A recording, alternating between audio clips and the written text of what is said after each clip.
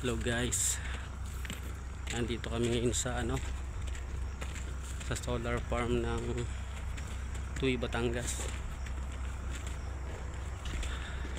May project kami dito.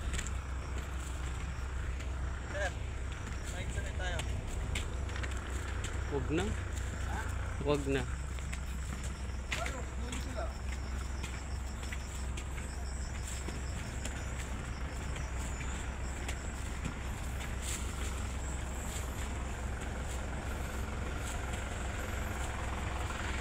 Yan ang lawak niya, no? Ito pag natapos tong project na to, mag-generate dito ng napakadaming kuryente. Hindi pa to operational, wala pa silang mga kable, hindi pa na-install yung mga cables. Nilalatag lang muna yung mga panels. Kami ang kami ang maglalatag ng mga cable.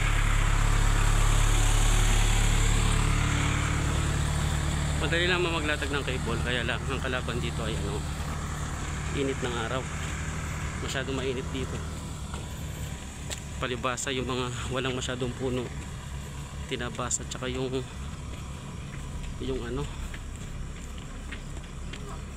nagre-reflect yung init dyan sa may dyan sa panel ng solar, kaya mas tumitindi ang init niya.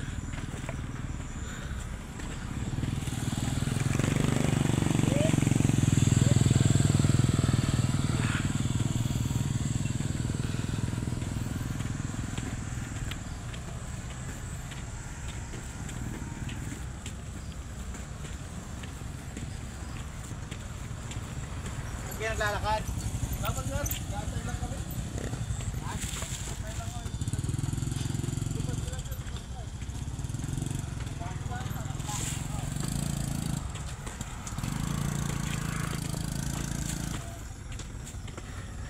Yan. Wala kaming service ngayon. Dinarap off lang kami doon sa office. Kasi yung service namin pumunta dun sa mga ibang kasama namin nagme-medical. So ang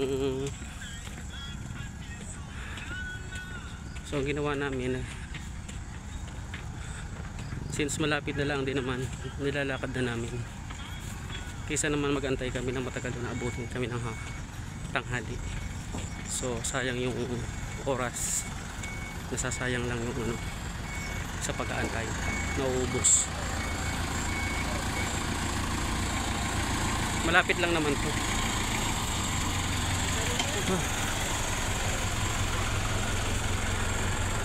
Tingnan mo naman, anong oras lang ngayon?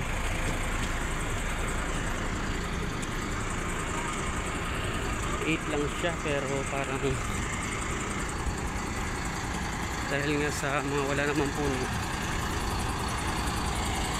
feeling mo parang 12 na yung init niya.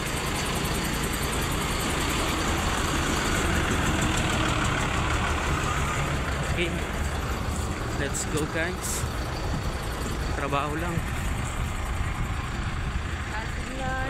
di ba? Siya nga pala Dapat pala kasunod tayo dun. daily rate kami dito, kasi hindi pwedeng ipakiyo yung cable pulling, masyadong mahirap. So ang daily rate namin dito guys ay 1,000 per day in 8 hours, open overtime. Ayan o.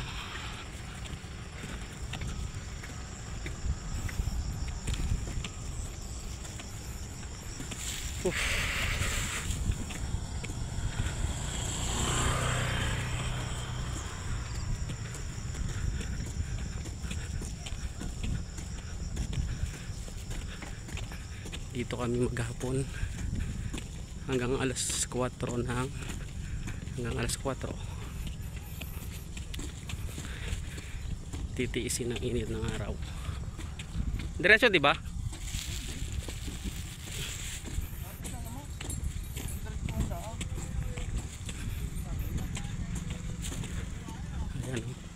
Lawak nito.